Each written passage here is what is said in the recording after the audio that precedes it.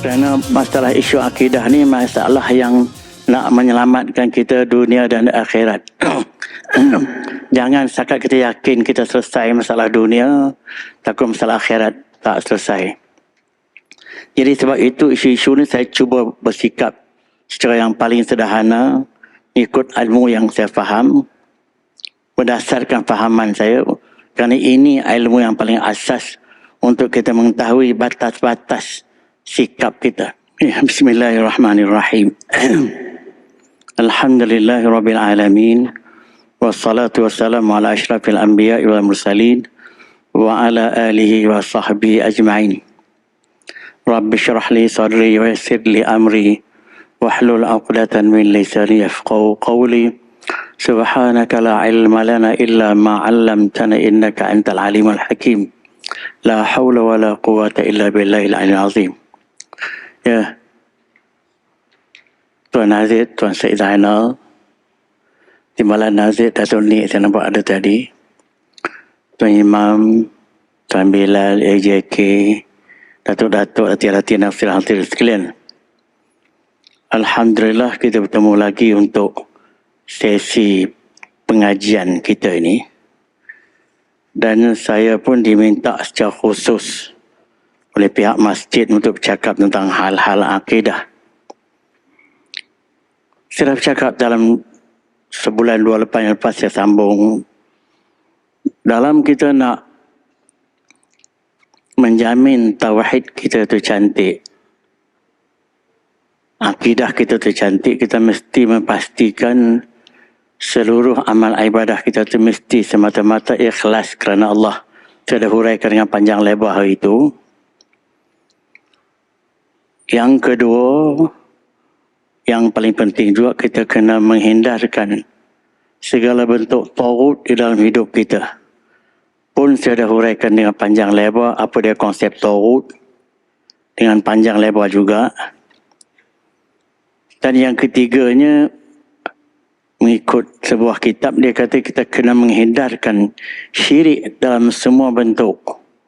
Syirik kecil, syirik besar. Dan juga kita kena sekat segala laluan yang boleh membawa kepada syirik. Tuan-tuan sekalian, saya nak peringatkan ni, bercakap tentang isu akidah ni yang amat sensitif. Kalau tuan-tuan tengok dalam viral-viral pun mereka tak begitu sentuh akidah. Oleh sebab sensitivitinya. Lebih-lebih lagi dalam masyarakat pelbagaian ideologi, sama ada ideologi itu berbau politik.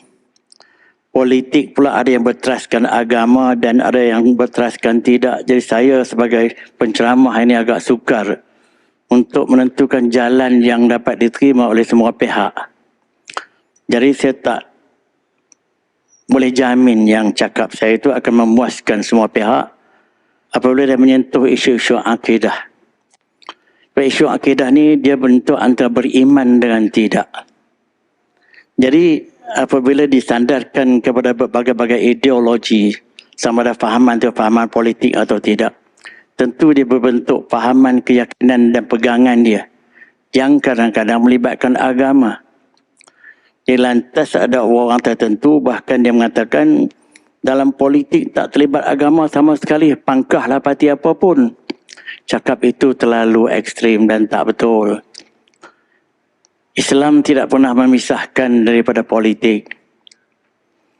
Kalau saya dapat telefon, orang itu dia kata, pangkahlah parti apa pun, selagi kita tu beriman, tidak ada masalah, dia kata gitu. Tapi kalau saya tanya dia, kalau ada satu parti, katalah parti komunis di Malaysia, dia tubuh satu parti komunis yang menentang Islam. Tapi atas nama kebebasan kita pilih parti politik, kita pangkah parti politik komunis tu. Tak ada hukum-hukum apa terlibat. Tak terlibat dengan apa-apa hukum kat situ, sikap macam itu. Ya tak? Kalau orang kita nak ambil secara blatant statement gitu, sampai begitu sekali, maka dengan sebab itulah kita jangan terlalu ekstrim dalam benda-benda begini. Kerana masalah isu akidah ni masalah yang nak menyelamatkan kita dunia dan akhirat. Jangan setakat kita yakin kita selesai masalah dunia, takut masalah akhirat tak selesai. Jadi sebab itu isu-isu ni saya cuba bersikap secara yang paling sederhana, ikut ilmu yang saya faham, berdasarkan fahaman saya, kerana ini ilmu yang paling asas untuk kita mengetahui batas-batas sikap kita. Satu lagi tuan-tuan sekalian, bab akidah ni banyak berbentuk pegangan hidup kita. Dia bukan seperti amal ibadah kita nampak dia buat, kita kata sah tak sah, batal tak batal, kita boleh nampak dan kita boleh teris dan kita boleh dengar apa yang dia baca, apa yang dia buat, kita boleh kata terus salah atau tidak. Tapi apabila dia melibatkan akidah, dia melibatkan fahaman dia, melibatkan pegangan dia, melibatkan keyakinan dia, yang ini agak terlalu abstrak. Dan hal-hal inilah yang paling diambil perhatian. Dan inilah yang paling fundamental berbanding dengan yang boleh kita lihat tadi. Yang boleh kita pegang, yang boleh kita tengok, yang boleh kita tentukan secara lahir itu mudah. Tapi yang abstrak, yang tak boleh dilihat ini yang paling payah dan yang paling penting untuk keselamatan akidah kita. Ya, minta bagi anak tu jangan dia duduk pusing-pusing depan saya ya. Ni budak perempuan kecil belakang tu. Sebab dia bermusing-musing ni mengganggu saya punya konsentrasi. Minta maaf lah. Kalau tidak pergi beredar sikit, jangan pada ada di depan saya. Itu aja lah, minta maaf ya. Jadi dalam isu yang boleh menjejaskan akidah ni juga ialah syirik. Dan saya akan bincangkan syirik ni dalam konsep tauhidnya pada waktu yang lain. Cuma sebagai pendahuluan hari ini, saya akan sentuh beberapa doktrin dan beberapa fahaman yang boleh menjejaskan akidah yang telah difatwakan sebagai sesat yang paling popular sekarang ini. Ini isu semasa. Saya bawa satu buku khas diskusi akidah dan pemikiran semasa di Malaysia, dikeluarkan oleh JAKIM. Dah 20 tahun lebih dah, sejak tahun 2020, lama dah, tahun lama dah. Dia mengulas dengan panjang lebar benda-benda yang agak kritikal dalam bab akidah ini. Tuan-tuan sekalian, dia kalau pada zaman dulu, penyelewengan ini berbentuk khurafat, amalan-amalan salah. Ya, minta anak-anak ni yang berada di depan saya, minta maaf. Sebab dia mengganggu saya punya konsentrasi, minta maaf. Minta maaf ya. Sebab dia berada di depan tu payah sikit lah. Kalau di belakang tak apa, sebab di depan menyebabkan konsentrasi saya payah. Sebab saya kena fokus, minta maaf ya. Jadi dengan sebab itu tuan-tuan sekalian, apabila benda-benda begini berlaku, tentang hal-hal yang menyentuh masalah akidah ini, kalau dalam bentuk klasiknya seperti ajaran sesat telah difatwakan banyak, seperti pegangan-pegangan tok nenek kita, puja hantu dan telah difatwakan dengan jelas. Tapi hal-hal yang dianggap moden dan dianggap sebagai fahaman-fahaman di kalangan orang intelektual, seperti liberalism, seperti secularism, seperti apa lagi, pluralism agama dan lain-lain. Yang ini batas-batas salah dan tak salah tu orang susah nak terima. Kalau orang yang misalnya kita ambil pahaman sekular misalnya, iaitu yang memisahkan agama daripada kehidupan. Banyak orang memahami sekular sehingga dia mengatakan, mengapa ditubuhkan JAKIM itu campur tangan hal agama ni, sebab agama itu peringkat negeri. Kerajaan federal tak payah campur tangan. Jadi penubuhan JAKIM itu dia kata dah tak menepati segi perlembagaan. Seolah-olahnya kerajaan federal mengambil isu yang tak patut dicampur tangan, iaitu isu agama. Sedangkan agama itu di peringkat kerajaan negeri. Jadi mereka menggugat tentang penubuhan JAKIM itu sendiri, tuan-tuan sekalian. Bukan kecil itu. Cukup besar. Tapi apa sebab? Sebab orang-orang itu dia nak agama ini isu federal, yang isu negeri yang federal tak payah campur tangan. Begitu sekali. Dan yang kerana itulah telah tampil saya rasa Menteri Agama baru ini, dia mengatakan kita ni bukan secular state sepenuh. Sebab kita juga ada pejabat agama, ada mahkamah qadhi, ada sekolah agama, ada sekolah sekular, ada sekolah vernacular. Jadi kita tak boleh anggap Malaysia ni negara sekular sepenuhnya. Saya setuju pendapat itu. Sebab sekular ni memisahkan terus agama daripada arus kehidupan. Kehidupan ni terpulang pada masing-masing. Pihak kerajaan tak campur tangan. pihak berkuasa tak patut campur tangan isu individu. Dan benda ni telah ada di kalangan setengah-setengah orang Melayu juga yang menganggap hal-hal agama ni benda peribadi. Pendek kata, kalau anak pun yang educated, bapaknya melihat anaknya tak salat, bapak tak boleh tegur, itu benda peribadi. Tapi kalau dia melihat anak tu tak bercampur dengan orang, tak masuk dengan social, tak pergi public gathering, dia boleh komen, awak tak pergi ke public gathering hari ni, dia sana buat, sini buat. Tapi kalau awak tak pergi ke solat jemaah, tak boleh tanya.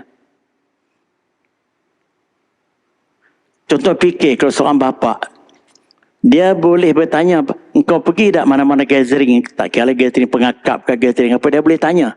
Atau gathering persatuan ke, gathering parti pun termasuk. Tapi awak tak pergi ke solat jemaah, tak boleh tanya. Contoh, bayangkan, apa benda dia jadi begini ni? Tentulah budak itu telah, ataupun anak itu telah terpengaruh dengan fahaman, iaitu benda agama ni benda peribadi. Tapi pergi public gathering, pergi party gathering itu benda public. Jadi seolah-olahnya boleh timbul begitu, hal-hal begitu mesti diutamakan berbanding dengan hal peribadi ini. Pergi salat jemaah dan lain-lain. Ini semua timbul daripada pahaman-pahaman yang telah dibawa secara sinis, sama ada melalui sistem pendidikan atau juga yang telah memisahkan agama daripada arus kehidupan.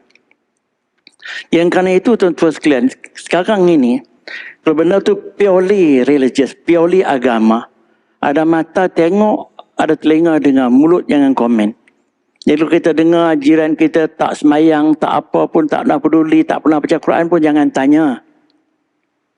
Ya tak? Kalau tanya itu personal.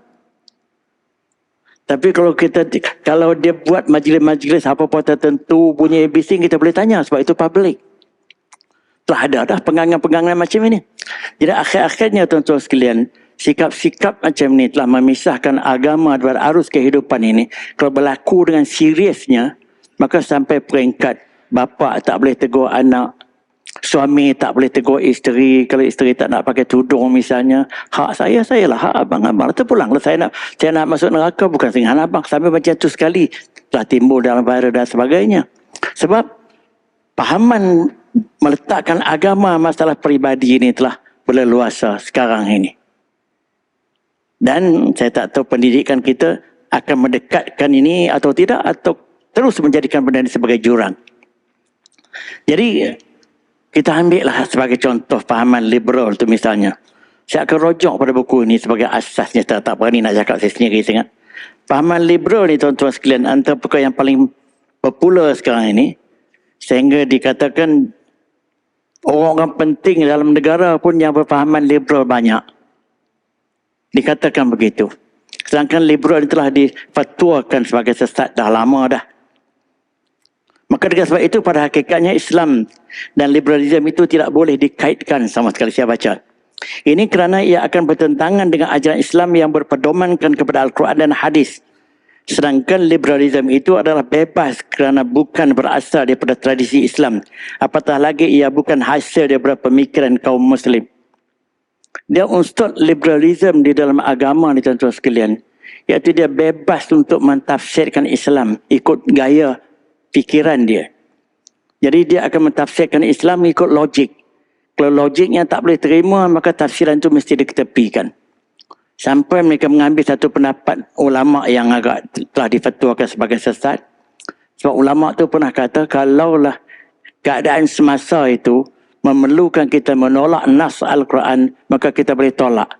Ini antara tokoh-tokoh liberal yang cuba nak mempopularkan benda itu. Jadi dengan sebab itu, tuan-tuan sekalian, apabila sampai pada peringkat mereka mentafsirkan agama secara logik, maka timbullah agama bukan menjadi otoriti berdasar kepada Al-Quran dan Hadis, tapi otoriti agama ialah bergantung kepada sejauh mana penerimaan akal oleh seseorang. Ini antara ciri utama liberal yang telah difatwakan sebagai sesat. Maka dengan sebab itu, tuan-tuan sekalian, unsur liberal sendiri bebas di dalam mentafsirkan agama. Maka lantas telah difatwakan, saya tak payah sebutlah, telah difatwakan dengan jelas bahawa pahaman liberal begitu salah. Bahkan ada di sebuah negara jiran yang saya tahu, wujud kumpulan Islamic liberal. Sampai peringkat yang macam-macam. Maka dengan sebab itu tuan-tuan sekalian, kita kena berhati-hati dengan fahaman ini. Sebab fahaman liberal ini dia menyebabkan Islam itu tidak terikat lagi dengan Al-Quran dan hadis. Itu yang paling berbahayanya. Sumber asas perundangan Islam dari segi akidah, dari segi hukum hakam, dari segi akhlak mesti berteraskan Al-Quran dan hadis. Jikalau bertentangan dengan akal fikiran pun, akal fikiran mesti diketepikan, mesti utamakan nas, iaitu teks of Al-Quran dan hadis. Bukan Al-Quran itu datang ikut logik peribadi. Al-Quran itu ialah melalui doktrin wahyu yang berteraskan Al-Quran dan hadis. Tetapi dengan unsur yang telah dipopularkan oleh Barat ini, maka dengan sebab itu mereka cuba, dia tak menolak Al-Quran, dia tak menolak hadis. Tetapi kalau ditafsirkan agak-agak bercanggah dengan Islam itu, mereka cuba membawa satu aliran-aliran yang boleh diterima. Kita kata macam inilah.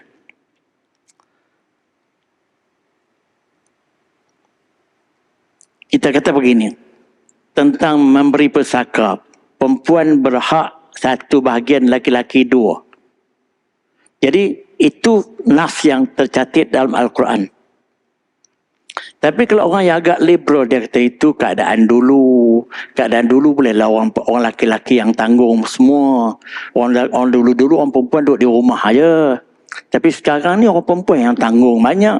Bahkan perempuan-perempuan yang educated, dia yang banyak menyara keluarga. Bahkan dia yang rajin hantar duit balik ke kampung. Anak laki-laki itu kadang-kadang berhabis duit lagi ada. Dia kata gitu.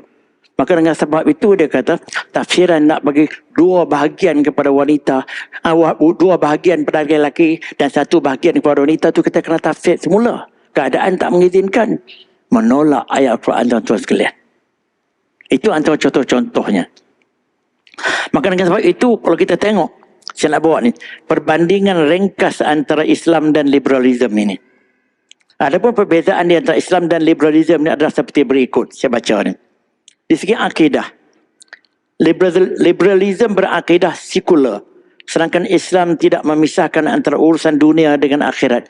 Liberal itu sendiri, dia berasaskan sekular, iaitu agama di benda peribadi, benda yang tak terlibat, benda hanya individu, tetapi dalam urusan keduniaan, berbentuk kemasyarakatan, agama tidak mengikat. Dia tidak menolak totally agama. Kamu nak percaya, percayalah. Tapi jangan kepercayaan kamu mengikat kami. Sedangkan Islam, kalau dah kita melihat bola itu salah, kita kena beritahu, bahkan kalau dalam negara Islam, wajib melaksanakan hukum Islam. Tapi mereka tidak. Itu asasnya fahaman liberalisme. Yang kedua, sistem kehidupan. Islam memimpin kehidupan manusia dengan sistem-sistem yang lahir dari agama Islam, iaitu sendiri. Aturan Islam datang daripada Allah SWT, iaitu Al-Quran dan hadis. Sedangkan liberalisme melahirkan aturan-aturan yang tidak berlandaskan agama sama sekali, berlandaskan pemikiran semasa. Saya nak bagi satu contoh tuan-tuan sekalian lah. Bagaimana unsur liberalisme ini, terutamanya orang yang menerima bulat-bulat human rights, iaitu antara ciri human right, kebebasan beragama. Tidak boleh kita nak paksa orang dia nak menganut agama apa. Termasuklah orang Islam pun tak boleh disekat daripada jadi murtad. Kalau orang lain boleh masuk Islam, mengapa kita nak sekat orang Islam tak boleh jadi agama lain? Itu logik dia tahu. Jadi bagi anak-anak muda kita yang tidak berpengetahuan Islam yang mendalam, dia betul juga. Dia tu mana adil. Orang Islam dilarang sampai boleh hukum bunuh kalau murtad. Nak jadi kafir. Tapi orang bukan Islam dengan mudah masuk Islam. Ini tak adil. Maka fikiran adil tak adil itu fikiran dia. Mengikut logik dia. Keadilan Islam bukan macam itu. Jadi akhir-akhirnya apabila mereka tidak mendalami Islam, mereka mengatakan hak asasi manusia boleh tukar agama. Lantas mereka ketepikan hukum murtad. Bahkan mereka, walaupun mereka tidak menolak secara lahir dengan secara berterang-terangan, tapi mereka abaikan. Termasuk peguam-peguam pun menjadi pembela kepada orang yang murtad. Sebab mereka kuat berpegang pada konsep common law oleh human right. Begitu juga equality gender. Sama taraf laki-laki perempuan langsung tidak ada perbezaan. Maka tidak ada masalah perempuan jadi imam. Itu semua tafsiran liberal. Mereka tidak tolak agama dalam pengertian yang kita faham. Tapi mereka cuba mentafsirkan berdasar pada logik. Dan logik ini diterima oleh orang-orang yang ilmu pengetahuan Islamnya agak singkat. Saya tengok, saya sendiri saya cakap tajuk-tajuk tu di depan anak-anak saya yang belajarnya sekolah, yang menjadi doktor, yang menjadi engineer. Kalau saya tak betul-betul hujahkan, mereka cuba sebut benda-benda begitu. So background agama mereka tidak mencukupi untuk mereka nak mempertahankan doktrin-doktrin agama Islam seperti perempuan dapat pusaka separuh, laki-laki dapat pusaka dua, kemudian laki-laki lebih dominan ke atas perempuan dapat bagi. Hal ini menjadi satu isu sejagat sekarang ini, terutama dalam zaman moden ni. Women liberation ni cukup kuat perjuangan dia. Dia sama ada peringkat NGO atau peringkat antarabangsa.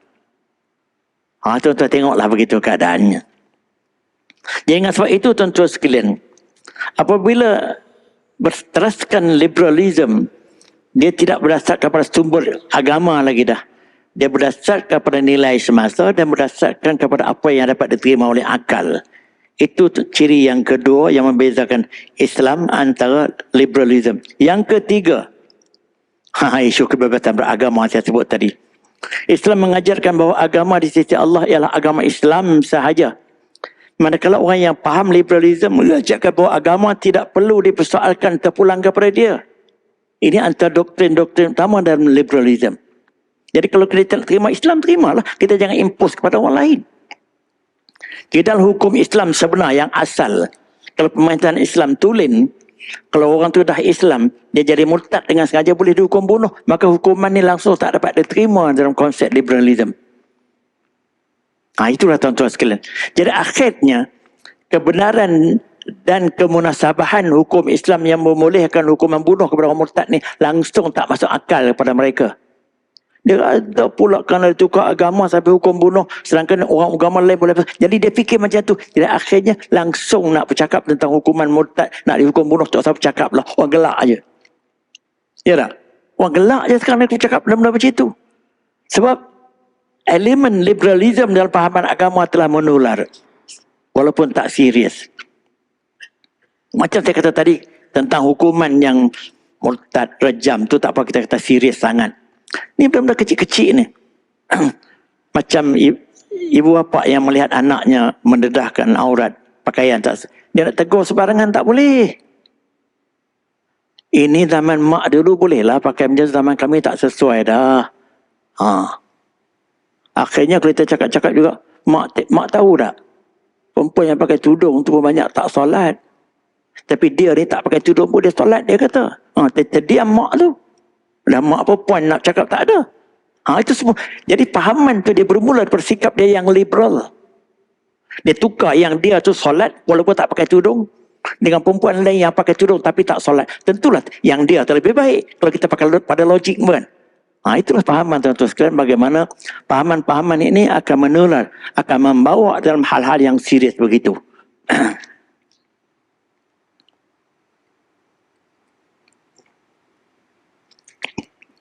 Sebab itu Imam Sayyidina Ali, dia pernah kata, kalau agama itu berdasarkan pada logik akal semata-mata, nescaya basuh di tepi kaki orang yang pakai khuf lebih betul, basuh di tapak kaki yang pakai khuf lebih utama daripada kita basuh di tepi sapu.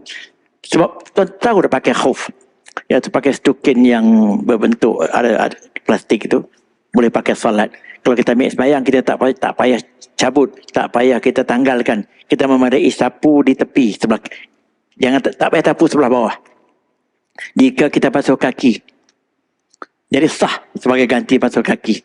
Jadi kalau kata Sayyidina Ali, kalau kita pakai hukum logik, tentu basuh di tapak kaki itu lebih betul daripada basuh sebelah tepi. Yang nak kotornya di tapak. Maka dengan sebab itu dia kata bukan semua hukum Islam tu boleh ditentukan dengan akal. Tetapi Islam tidak menolak akal. Bahkan saya kata dah berkali-kali dah, dalam kita nak mengenali Allah pun mengikut Asy'ari Maturidi, hukum akal lebih diutamakan. Manakala hukum secara nakli, iaitu menggunakan ayat Quran dan hadis itu sebagai menguatkan. Jadi contoh macam begini. Mana tahu kata Tuhan tu ada? Kita baca ayat Quran. Allahu allazi khalaqas samawati wal arda wa ma bainahuma. Allah menjadikan langit dan bumi, maka kita nak mengatakan Tuhan tu ada. Tapi hukuman itu, ayat itu kalau kita nak banding segi hukum akal, dalil akal lebih kuat lagi. Iaitu akal kata begini, macam mana ada sesuatu kalau tak diciptakan? Itu pendekatan Sya'ari Maturidi. Jadi setiap sesuatu yang ada di alam ini, yang dinamakan makhluk, mesti ada penciptanya. Maka termasuklah ada langit dan bumi itu ada penciptanya. Itu akal dapat terima. Apabila akal dapat terima, barulah diperkuatkan dengan ayat Quran. Maka dengan sebab itu bukan bermakna dalam kita memahami agama ini, Islam tidak menolak akal. Tetapi akal bukan menjadi sole authority sehingga boleh menepikan teks of Al-Quran dan Sunnah. Tapi pahaman liberal dia membawa sampai kepada peringkat itu. Yang ketiga, yang keempat, kebebasan berpendapat, iaitu freedom of expression. Ini pun telah menulat dengan kuatnya sekarang ini. Bebas untuk bagi pendapat sampai peringkat mempertikaikan hadis-hadis yang sahih, mempertikaikan kerasulan Nabi, mempertikaikan isteri kahwin dengan perempuan muda pun dipertikaikan sampai peringkat menjadi menghina Rasulullah. Semua itu kebebasan berpendapat. Apabila kita persoalkan benda itu, dia kata, saya dijamin oleh perlembagaan dan dijamin oleh human right untuk bebas memberi pendapat. Sampai pada peringkat dia boleh mempertikaikan agamanya sendiri. Sebab itu di Eropah, tuan-tuan sekalian, bukan menjadi sini je. Anak saman ibu bapa, kerana ini bukan biasa. Kita sini kalau jadi begitu, jadi agak rare. Tapi di sana bukan biasa je. Anak saman ibu bapanya, maknya, berbagai-bagai keadaan. Kerana mereka kebebasan bertindak dan kebebasan bersuara ini ialah satu hak yang universal, yang dijamin oleh human right. Islam tidak begitu. Islam kalau dah itu bapa kamu, itu mak kamu, kamu tidak ada kebebasan bersuara sampai peringkat kamu boleh mengeluarkan pendapat yang menyinggung perasaan dia. Sebab tu ayat Quran kata, kalau kamu kata kepada mak kamu pun telah memadai untuk dianggap kamu anak derhaka. Tapi dalam pendekatan moden bukan macam itu. Itu antara ciri-ciri pahaman liberal yang berada dalam masyarakat kita. Jadi pahaman liberal ini memberi kebebasan penuh untuk seseorang memberi pendapat mengikut logik dan fahamannya, walaupun benda itu bertentangan dengan bertentangan totally dengan doktrin-doktrin asas agama. Kalau benda-benda cawangan, apa tu sekap benda-benda khilafiah tu mungkinlah kita boleh petikai.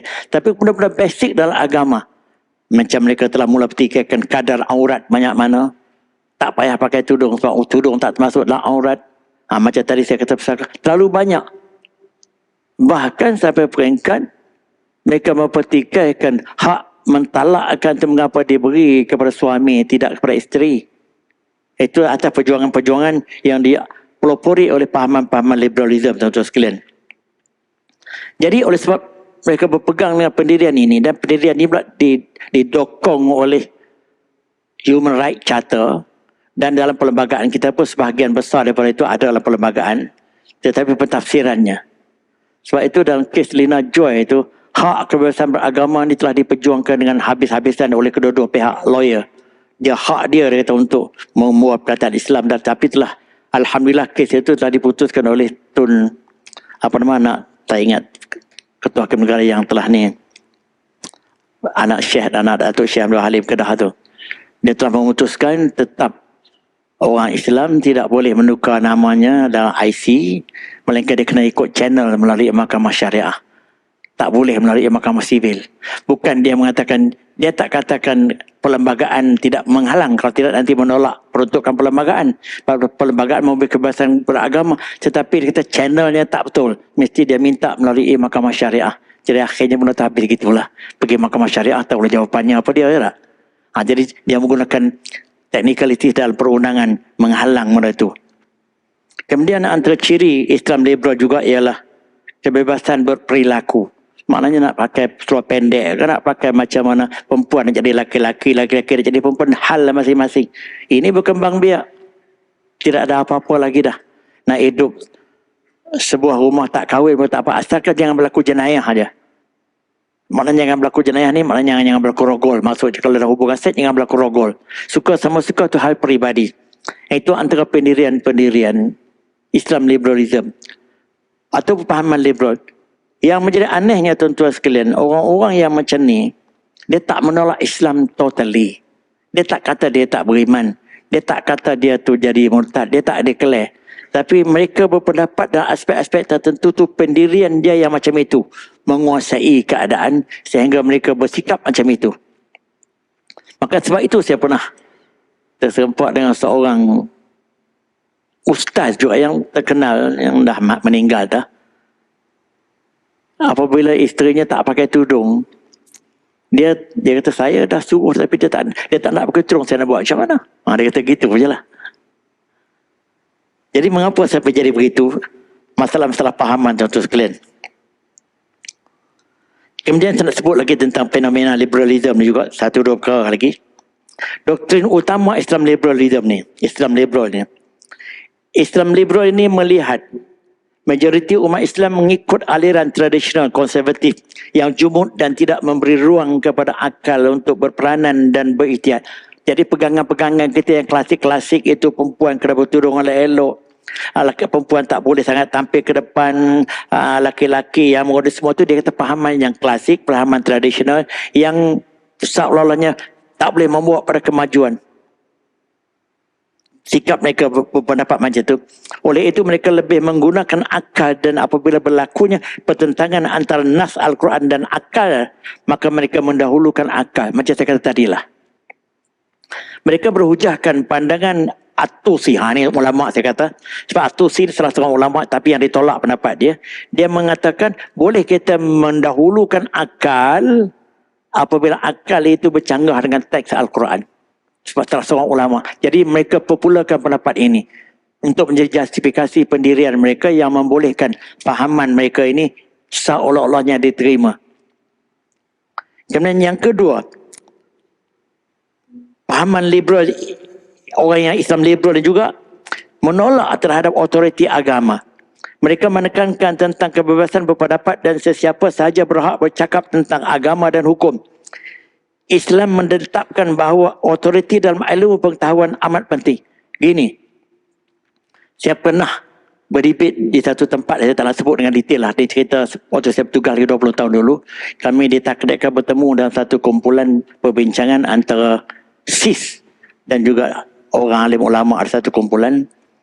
Saya memberi hujah, saya kata gini, kalau kami orang pengajian Islam ni, jangan kata nak cakap tentang hal politik, hal bisnes, hal apa, langsung tak diterima. Sebab kalau kami bercakap juga hal politik, hal bisnes, hal-hal yang bukan bidang kami, maka orang bersoal, siapa orang tu? Mana otoriti dia bercakap begitu? Dia akan ditentang. Sebab kalau kami bidang agama ni, kalau menyentuh bidang-bidang orang lain, dia akan dipandang sinis begitu, akan ditentang. Di mana otoriti kami untuk bercakap bidang-bidang yang di luar bidang kepakaran kami? Saya kata hujah. Tetapi kalau orang lain, semua pihak boleh bercakap agama.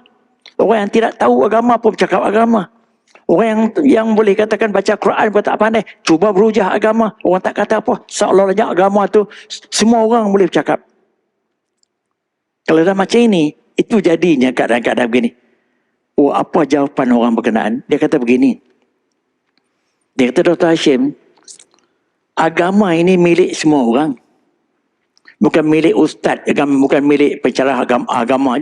Milik kami semua. Kami yang menanggung segala apa komen-komen yang ceramah-ceramah agama cakap, segala hukum hakam yang ada dalam kitab fiqh yang ulama-ulama tu buat, kami yang tanggung. Jadi kerana kami tak mengaji agama, takkan kami tak nak diamkan diri. Oh, sedap hujah dia. Takkan kami nak diamkan diri. Kami nampak benda tu jelas tak adil. Macam hal pembagian pusaka, makan berbagai-bagai tu, walaupun kami bukan pakar agama, tapi kami nampak kami tak boleh terima. Kerana tak boleh terima, kami tak boleh bercakap sebab kami bukan bidang. Ini tak betul, dia kata. Sebab agama tu milik semua orang. Oh, hujah dia kuat. Bagaimana mereka nak cuba mempertahankan pendirian mereka, yang mereka berhak memberi pendapat walaupun mereka tidak ada kepakaran dan keahlian, kerana semata-mata mereka tu orang Islam. Itu saja. Tapi kalau kita orang kajian Islam ni nak cakap bidang mereka tu, siapa kamu? Siapa kamu? Ini tuan-tuan sekalian yang berlaku. Maka dalam konteks ini orang agama kadang-kadang tercorot lah. Sebab orang agama ni kadang kelulusan tak begitu tinggi sangat. Kadang-kadang tak pandai pula cakap Inggeris macam dia orang ni pula. Jadi terasalah gap status tu menjadi pertimbangan orang nak terima siapa dia. Jadi otoriti agama tu tidak menjadi penghalang pada mereka lagi dah. Sebab itu mereka tidak begitu menghormati institusi keagamaan yang ada di Malaysia ni.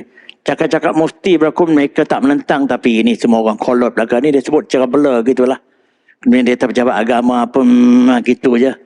Macam-macam lah komen-komen mereka tentang sikap sinis kepada institusi yang berbau agama. Apabila sesuatu dibuat oleh pihak agama ni tidak selari dengan pendirian mereka. Yang ketiga, Islam liberal menyeru kepada pluralisme agama dan menganggap semua agama menuju ke arah kebenaran. Ini lagi satu isu yang penting ni. Mereka berdalilkan bahawa kedatangan Nabi itu tidak memansuhkan syariat-syariat yang terdahulu. Dan Islam adalah menyempurnakan agama yang terdahulu. Pendapat yang langsung menyimpang daripada ajaran Islam. Dia tak terima kedatangan Nabi Muhammad tadi seolah-olah telah menolak agama-agama sebelum ini. Jadi ini pendapat seolah-olahnya kita masih boleh terima agama Kristian, kita masih boleh terima agama Nasrani, Yahudi. Sebab dia kata kedatangan Muhammad saja tidak menolak agama-agama yang lain. Agama samawi. Jadi kita nak letak di mana firman Tuhan?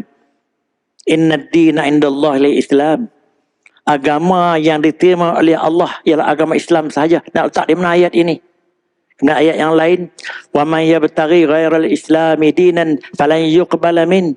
Siapa yang memilih selain daripada agama Islam tak akan diterima. Di mana kita nak letak ayat ni semua? Pada mereka ayat itu tidak mempunyai makna. Sebab dia kata kedatangan Islam bukan untuk menghapuskan agama lain, tapi kedatangan Islam ialah untuk memantapkan lagi pegangan-pegangan agama. Di selama mana agama-agama itu membawa pada mesej yang sama, semua agama itu boleh terima. Itu antara pahaman liberalism yang pluralism agama. Sebab tu pluralism agama ni ialah menyamaratakan antara agama. Kita tak boleh tekankan agama Islam saja yang berautoriti, sebab agama lain tidak. Hal ini kalau ada dalam fikiran kita, jadi syirik dan kena mengucap balik. Tapi banyak anak-anak muda tak boleh nak fikir. Sebab saya tengok dah banyak dah pemikiran-pemikiran anak-anak muda yang seolah-olahnya menyamakan apabila sesuatu doktrin agama itu sama antara satu agama dengan satu agama, maka dia kata tak apalah, masing-masing dia percaya dengan agama dia, maka kita percaya. Dengan sebab itu tuan-tuan sekalian, orang yang berpegang kuat kepada religious pluralism ini, maka tidak ada konsep dakwah lagi dah. Sebab semua agama itu betul dalam konsep masing-masing. Tak perlu kita dakwah dia. Dia pun betul dalam konsep dia. Cuma kita pilih Islam, dia pilih Kristian, terpulang. Ini satu perkara-perkara yang cukup berbahaya dalam pahaman-pahaman liberalism ni, yang membawa pada pluralism agama. Jadi antara pluralism agama ni dengan liberalism dia dekat kat peranan, saling berkait.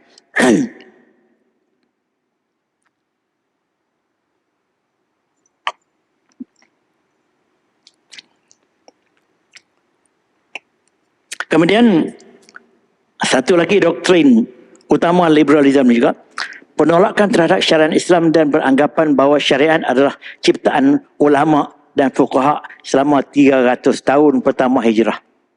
Tuan-tuan tengok. Sebab dia kata gini, Islam itu hanya ketuhanan, mentauhidkan Allah. Tapi syariat, hukum hakam, datangnya bab ibadat, datangnya bab salat, datang bab haji itu ciptaan ulama. Memanglah pembendaraan fiqh tu ada mazhab Syafi'i, mazhab sampai bervolume. Tapi bagi dia kata bukan itu ajaran Islam yang tulen. Itulah hasil daripada ciptaan ulama. Maka dengan sebab itu adalah ciptaan ulama yang macam itu selama 300 tahun pertama hijrah. Menurut mereka syariat Islam tidak suci, tidak divine.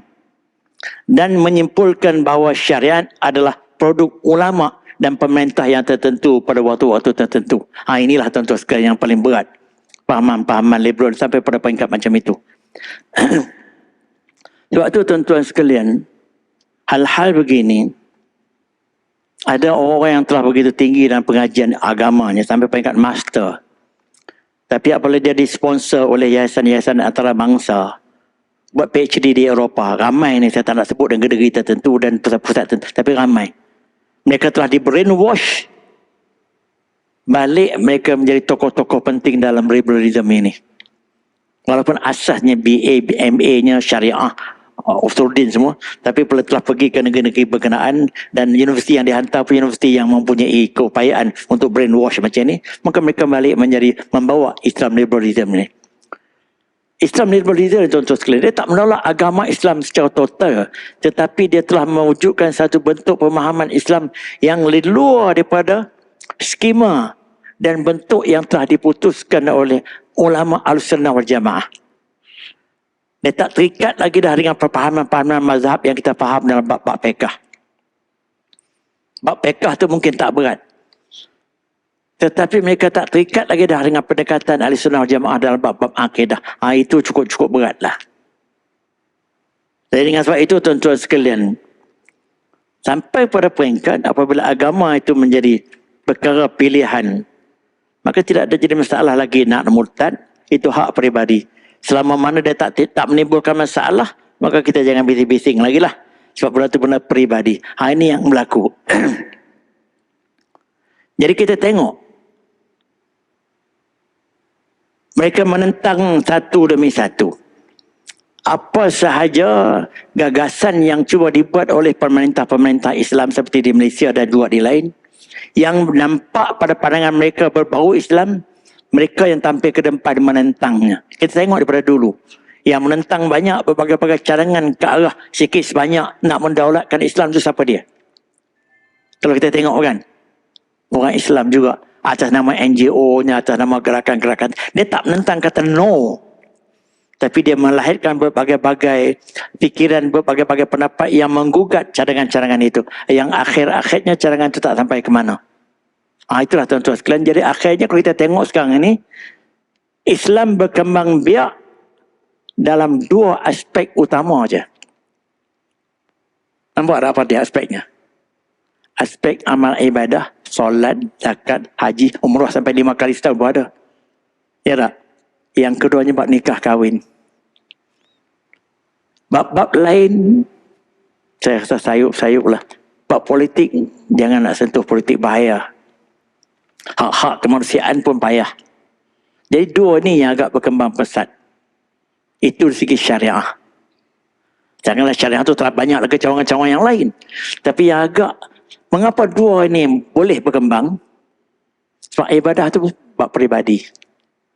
Bab nikah kahwin tu bab keluarga. Jadi dia nak kahwin, kahwinlah. Bagi orang lain tak nak kahwin, jangan campur lah. Ya tak? Itu saja. Bahkan kalau ada negeri lain, boleh kahwin dengan agama lain pula lagi. Jangan campur juga. Jadi dengan sebab itu tuan-tuan sekalian, kita nak tengok keputusan Majlis Fatwa tentang hal ini. Saya nak tengok sebelum saya berhenti. Majlis Fatwa Kebangsaan telah buat keputusan dalam syaratnya pada kali 74 pada 25 hingga 27 Julai tahun 2006. Saya baca ni. Aspek akidah mesti berpegang kepada ada aspek akidah syariah seperti berikut, iaitu berpegang kepada konsep pluralisme. Konsep pluralisme adalah menjadi perbahasan utama dalam aliran pemikiran liberal. Maka pluralisme agama berpendirian bahawa setiap agama mempunyai konsep, persepsi dan respon yang tersendiri terhadap realiti yang agung. Maka itu pendirian-pendirian yang diberikan oleh Islam liberal yang telah dipetuakan sebagai menyeleweng. Maka semua agama adalah sama tarafnya merujuk kepada realiti yang agung ini, iaitu the ultimate reality. Itu antara pendirian-pendirian yang bersetuju bahawa gerakan pemikiran liberal mengandungi fahaman-fahaman yang didapati menyeleweng terus daripada aspek akidah dan syariat seperti berikut. Itu yang pertama. Yang kedua, akal manusia adalah wahyu. Aliran ini membahagi wahyu kepada dua kategori, iaitu wahyu yang bertulis dan wahyu yang tidak bertulis. Wahyu yang bertulis ialah seperti Al-Quran dan ia adalah teks mata-mata. Wahyu yang tidak bertulis adalah akal manusia dan akallah yang sebenarnya menghidupkan teks Al-Quran berdasarkan tujuan konteks suasana zaman. Itu pendirian mereka yang telah dipetuakan oleh Majlis Fatwa sebagai sesat. Yang ketiga, mereka meragui ketulinan Al-Quran. Aliran pemikiran ini mendakwa Al-Quran diresapi dengan budaya Arab kerana orang Arab menjadi pemilik bahasa itu. Tambahan pula katanya Nabi Muhammad yang menjadi pembawa risalah juga terdiri daripada orang Arab. Mereka menyatakan bahawa kesahihan risalah tersebut tidak ada lagi kerana sebenarnya yang ada hanyalah mesej budaya Arab. Itu yang antara ekstrimnya. Bahkan ada sekarang ni orang-orang yang cuba pakai furdah itu pakaian bukan pakaian Islam, pakaian para orang Arab di padang pasir begitu. Dia tak nak kaitkan begitu. Jadi tuan-tuan sekalian, ini saya buat cukuplah memadai banyak. Itu banyak lagi yang lain. Saya akan bawa lah dalam 2-3 kali lagi aspek-aspek ini. Sebab ini dia menggugat terus tentang aspek akidah dan menyentuh isu-isu semasa yang berlekat dalam masyarakat Melayu dan di kalangan highly educated personalities. Bukan di kalangan orang kampung, orang bawahan, tidak. Tetapi di kalangan yang mereka yang terdedah kepada pemikiran-pemikiran bebas yang mempunyai pelajaran tinggi.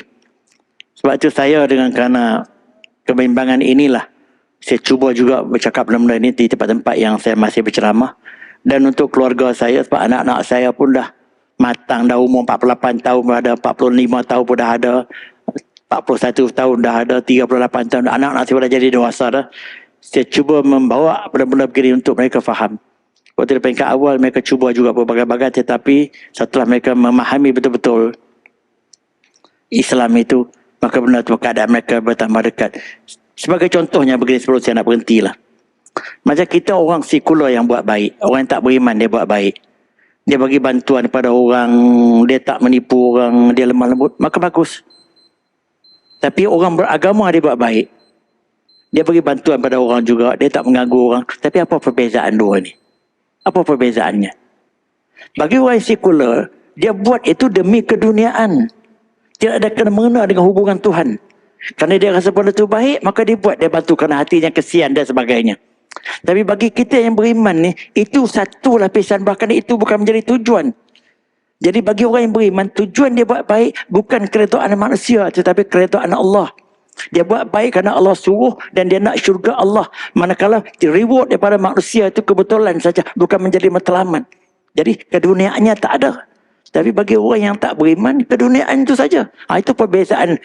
Dalam sama-sama buat baik, tetapi konsep buat baik tak sama antara orang yang sekular kuat pahamannya dengan orang yang pegang agama. Begitu juga tak buat jahat. Bagi orang yang sekular tak buat jahat, kerana takut kepada undang-undang moden, kerana takut pada polis, takut pada BPR, takut kepada tindakan disiplin, takut pada CCTV dan lain-lain. Itu saja. Tapi bagi orang yang beriman, kalau dia tak buat jahat, bukan yang itu.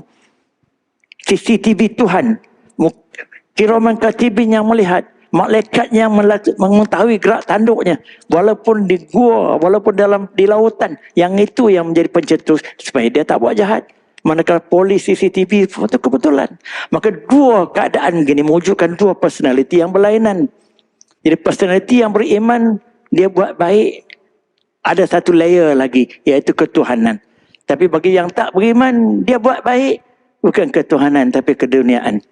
Begitu juga personality yang beriman, dia tak buat jahat, bukan keduniaan, bukan kerana neraka, bukan kerana penjaranya, bukan kerana apa, tapi kerana ketuhanan, iaitu demi keredaan Allah dan syurganya. Maka ini dua yang terbentuk. Mengapa jadi begitu? Ialah iman dan tauhid dia. Itu yang membezakan.